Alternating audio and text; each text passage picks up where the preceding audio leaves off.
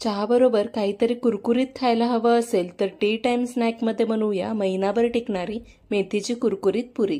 एका बाउलमध्ये घेऊया 2 कप गव्हाचं पीठ, पाव कप बारीक रवा, 9 ते 10 कुटलेल्या काळी मिरी, 1 चमचा ओवा, 1 चमचा जिरे, पाव चमचा हिंग, चवीनुसार मीठ घालून सर्व मिक्स करून घेऊया। 2 चमचे साजूक तूप घालून मिक्स करून घेऊया। अशा पद्धतीचा गोळा होतो म्हणजे पिठाचं मोहन तयार आहे।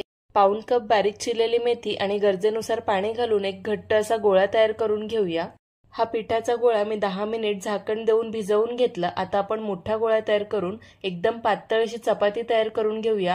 या चपातीला काटा चमच्याने टोचे मारून घेऊया म्हणजे पुरी फुलणार नाही आणि एकदम कुरकुरीत तयार होईल। त्यानंतर एका वाटीच्या मापाने अशा पुऱ्या तयार करून घेऊया। मीडियम गरम तेलात मध्यम गॅसवर कुरकुरीत होईपर्यंत पुऱ्या तळून घेऊया। महिनाभर टिकणारा क्रिस्पी टी टाइम स्नॅक तयार।